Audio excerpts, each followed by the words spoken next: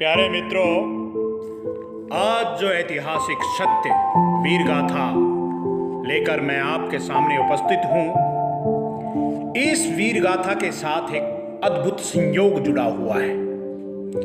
यह वीर गाथा मैंने बचपन में मेरे दादाश्री एवं मेरे ताऊ श्री राव श्योताज सिंह से सुनी थी। यह वीर गाथा मेरी मेमोरी में एक अमिट निशानी की तरह वर्षों तक पड़ी रही है। बड़े होने पर मेरा एक विद्यालय की लाइब्रेरी में जाना हुआ। किताबों के प्रति आकर्षण के कारण मैंने उस छोटी सी लाइब्रेरी की सभी किताबें उलट डाली। तभी मेरी नज़र एक किताब पर पड़ी जिसका नाम था भारतीय वीरों की सच्ची कहानियां, और इसकी लेखिका का नाम लिखा था मंजुला आर्य। मैंने उस किताब को निकाला और इंडेक्स को देखने लगा। उस इंडेक्स के क्रम संख्या 11 पर लिखा था बहादुर राव बालकृष्ण सिंह यदुवंशी।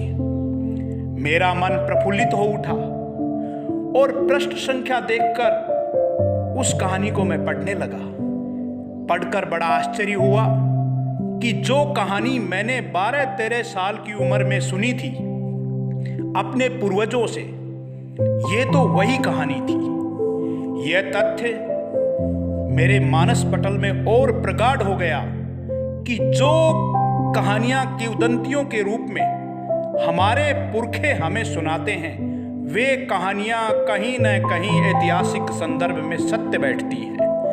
आज ये किताब मेरे पास है और इस किताब में वर्णित राव बालकृष्ण सिंह यदुवंशी की वीर गाथा आपके सम्मुख प्रस्तुत है, तथा प्रमाण के तौर पर मैं इस किताब के रेलिवेंट अंश इस वीडियो के अंत में डालने जा रहा हूं। अहिरवाल के बारे में चारण व भाट कवियों ने लिखा है, दिल्ली पाछे मर्द बतेरे बसें देश अहिरवाल में, शिंगड़ी के जाए शेर अहिर बसे देश अहिरवाल में। भारतीय इतिहास का मुगल कालखंड था और दिल्ली पर मोहम्मद शाह का शासन था।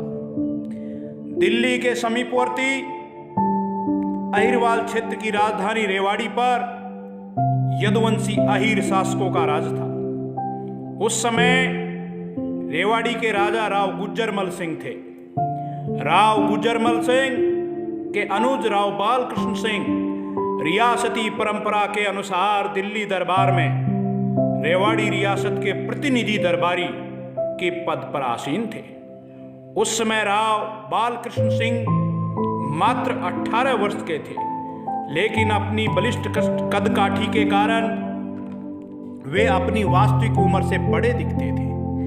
राव बालकृष्ण सिंह जन्मजात आजान बाहु थे, जिसे अहिरवाल की बोली में शोणी कहा जाता है।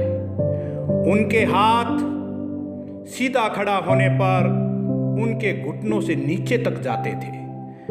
आजान बाहु होना शूरवीरता की अमिट निशानी मानी जाती है, और अहिरवाल की लौकिक परंपरा में तो एक कहावत प्रचलित है कि सिर बड़ा सरदार का, हाथ बड़ा हथियार का और कान बड़े कंगाल के।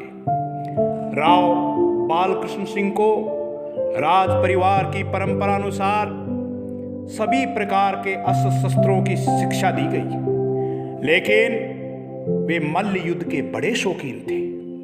तलवारबाजी, नेजाबाजी व घुड़सवारी के भी वे सिद्धहस्त योद्धा थे। अपने बलिष्ठ पहलवानी शरीर व ब्रह्मचर्य की चमक के कारण दिल्ली दरबार में उनका विशेष सम्मान था। उनके वीरत्व, मुखमंडल की आभा व ब्रह्मचर्य की चमक से जहाँ हर कोई उनका मुरीद हो जाता था, वहीं कुछ मुस्लिम दरबारी उनकी इन्हीं विशेषताओं के कारण उनसे जलते थे, और वे अक्सर सुल्तान से राव बालकृष्ण सिंह की चुगली किया करते थे, तथा जहां तहां जैसे तैसे राव बालकृष्ण सिंह को किसी न किसी झूठे मुकदमे में फंसाने का षड्यंत्र रचते रहते थे। दिल्ली दरबार में एक मुस्लिम सरदार जो कि बेगमों के महल का ड्योढ़ी अफसर था, राव बालकृष्ण सिंह का घनिष्ठ मित्र हुआ करता था।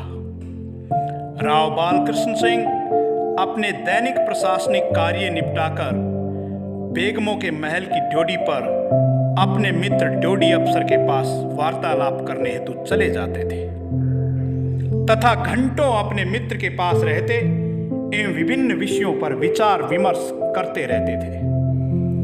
चुगलखोर मुस्लिम दरबारी ये देखकर राव बालकृष्ण सिंह से काफी खुन्नस खाने लगे थे। उन्होंने सुल्तान मोहम्मद शाह तक विभिन्न तरहों की शक शंकाओं वाली खबरें पहुंचाई, लेकिन सुल्तान ने उनको अनसुना कर दिया। एक दिन भरे दरबार में दो मुस्लिम दरबारियों ने राव बालकृष्ण सिंह की शिकायत करते हुए कहा कि जहापना, राव बालकृष्ण सिंह रोजाना आपके महल में जाता है और आपकी बेगमों के संग रंग रैलियां मनाता है। कल तो हम दोनों ने इसे आपकी बेगम के साथ हम बिस्तर होते हुए खुद देखा है। ऐसा सुनते ही सुल्तान ने राव बालकृष्ण सिंह को बंदी बनाने का आदेश दे दिया। मुस्लिम सैनिकों द्वारा राव बालकृष्ण सिंह को बंदी बनाकर कैद में डाल दिया गया और सुल्तान द्वारा राव बालकृष्ण सिंह को मौत की सजा सुना दी गई।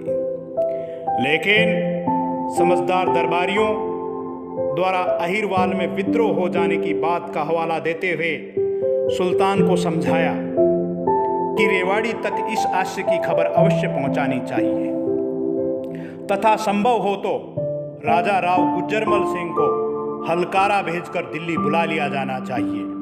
खबर पाकर राजा राव गुजरमल सिंह तुरंत अपने विश्वस्त नामचीन यदुवंशी योद्धाओं को लेकर दिल्ली दरबार में पहुंच गए। सुल्तान के सिपह सालारों ने संपूर्ण वृतांत राव गुजरमल को बता डाला।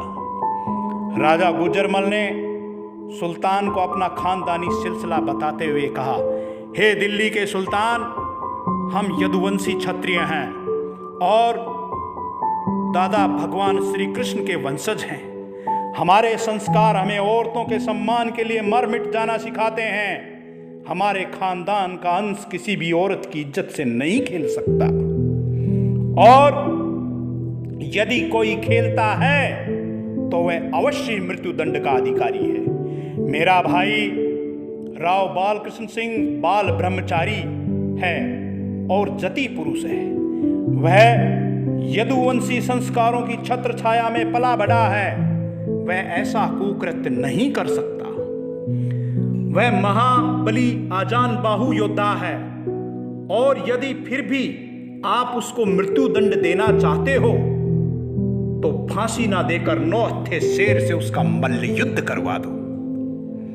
यदि मेरा भाई हार गया तो मैं समझूंगा कि उसने अवश्य अपना ब्रह्मचर्य व्रत तोड़ा है और यदि उसने नंगे हाथों शेर को मार डाला तो आपको उसको निर्दोष मानना पड़ेगा। इस बात को सुल्तान ने मान लिया। जंगल से पकड़कर एक बब्बर शेर लाया गया। कुश्ती के लिए नियत दिन बब्बर शेर को पिंजरे में कैद कर दिल्ली दरबार में लाया गया। दरबार में मुगल बादशाह के साथ बैठे अपने अग्रज राव गुजरमल का इशारा पाकर राव बालकृष्ण सिंह यदुवंशी ने दादा श्री कृष्ण की जय का उद्घोष कर शेर के पिंजरे में प्रवेश किया। उसने शेर को ललकारा, लेकिन राव बालकृष्ण सिंह की ब्रह्मचर्य के तेज से चमकती आंखें व शारीरिक कांति के कारण शेर पिंजरे के एक कोने में दुबक गया। तब बादशाह के आदेशानुसार शेर को क्रोध दिलाने हेतु शेर को भाले चुभोए गए। क्रोध में आने पर शेर ने जोर से धाड़ लगाई और राव बालकृष्ण सिंह पर टूट पड़ा।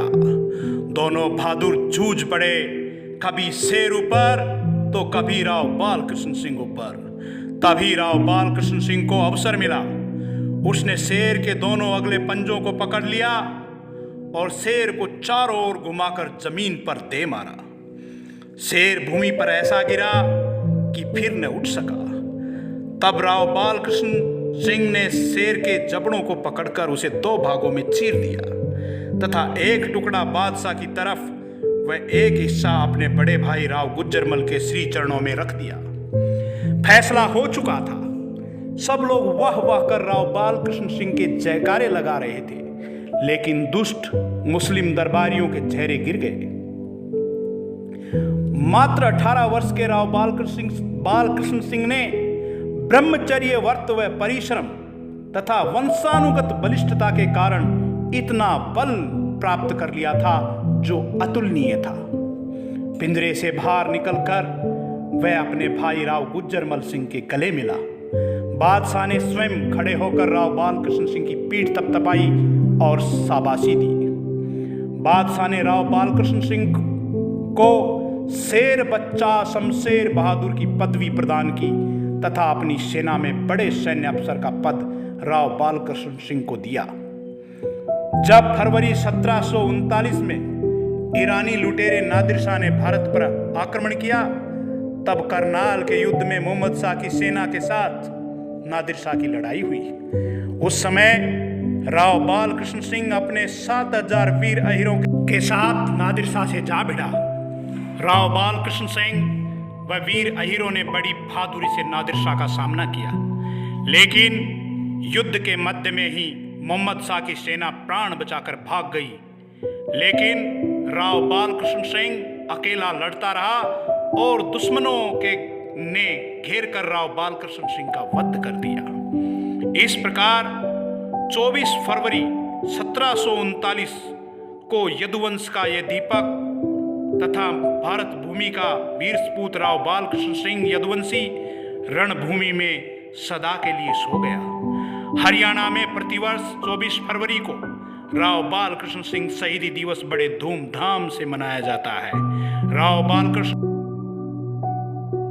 बालकृष्ण सिंह को याद करते हुए हरियाणा का जनमानस अक्सर गाता है, नो हत्था शेर जण्या था यदुकुल की महतारी ने, सुल्तान तय करी शिकायत दिल्ली के दरबारी ने, राव बालकिशन संग इश्क लड़ाती देखी बेगम थारी ने, शेर चीर के करया फैसला राव बालकिशन ब्रह्मचारी ने। जय हिंद, जय भारत, जय यादव, जय माधव।